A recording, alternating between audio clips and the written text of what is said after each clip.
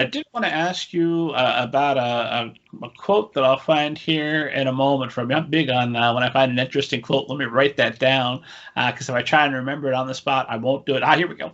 So in an interview with the Darling Axe, you said if you could change one thing about the publishing industry, what would it be and why? And your answer was much higher salaries across the board and expanded hiring, but especially for entry-level positions.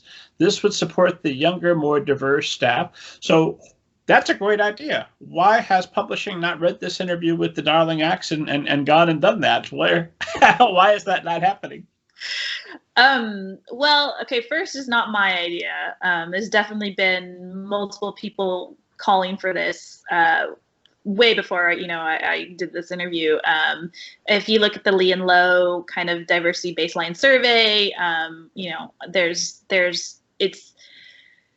it's very stark, the diversity, the lack of diversity that happens in the industry, particularly in positions of power. The higher up you go on the ladder, the more homogeneous it looks. And I have this sort of urban legend of, there was an editorial assistant working for an imprint, and her boss came in and told her, you really need to be wearing, I want to say they're like Chanel suits or something like that. And the assistant looked at her and said, I cannot buy a Chanel suit on, the salary that you're paying me. And the editor looked at her horrified and said, this is your salary? This is what you live on?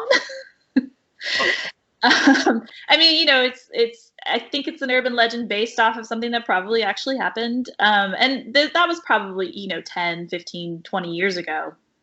But this industry did come from, historically, it was, wealthy people wealthy men, I should say, in back rooms, smoking cigars and making deals together, creating books. And there was always sort of this, talking about money is crass and kind of concept. And, and that's obviously changed, especially as like the imprints start being bought up by the bigger publishers and the consolidation and the kind of, as they call the corporate corporatization.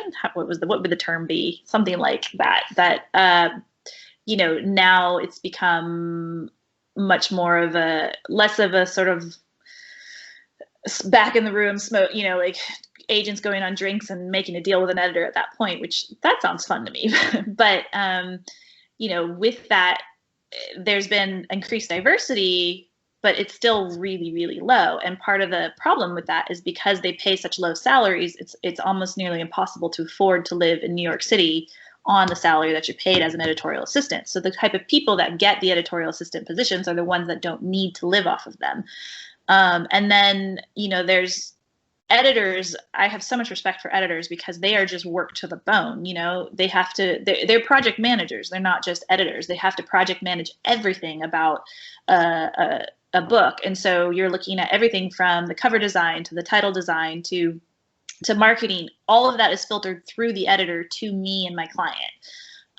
And, although sometimes I do manage to get them into conversation with the actual teams, and the teams are always lovely and supportive, it's still, the onus falls on the editor to communicate everything to us. And we're not their only book, obviously. And then a lot of time assistant editors are actually doing those kind of jobs for, their higher ups. So there's a lot of burnout because there's not enough positions, there are not enough assistants out there to help the editors. And then, it's a small pain. So there's a big barrier of entry for people from different backgrounds. Steve, the audience knows because I try to make it my business to ask every publishing professional I've had on the show, what are you personally doing to increase diversity in publishing? Although in your case, I think just a basic perusal of your client list will answer a good portion of that question. But what is Kimberley Cameron and Associates doing to increase diversity in publishing? And what are you seeing publishing overall to make corrections to this? Well, I can't say that I see a lot of things happening in publishing to make correction. I have seen some editors, with diverse backgrounds being hired. You know, and there is an attempt to address it. You know, and I would say actually editorially, you know, there's already kind of an awareness that the diversity is needed. It's when you start getting into places like marketing and PR and, you know, the financial and things like that, there, and marketing particularly, you know, because I've had manuscripts, you know, I've had an editor get really excited about a manuscript and take it to acquisitions and have it turned down by marketing because they didn't think they could sell it, right? Because it was from an author from a diverse background. So, you know, I can't really speak to what publishing is doing because I'm not sure they're doing all of that much. But I can speak to the fact that, you know, the newer generation working in publishing is pretty passionate about changing that. And so hopefully that will change, albeit probably slowly. Myself personally, yes, if you look at my client list, you know, it didn't start out to be something that I was necessarily fighting for with awareness. In the beginning, you know, I signed clients I liked, and I signed clients that, you know, I felt had something to say.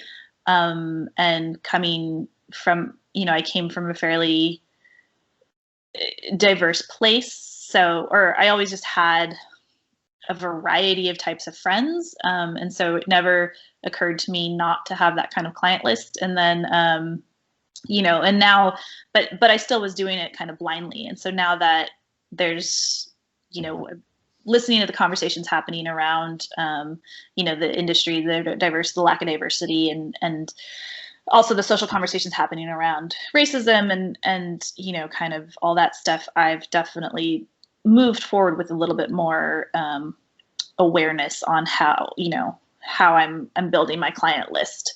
But it's on top of what I'd already built before.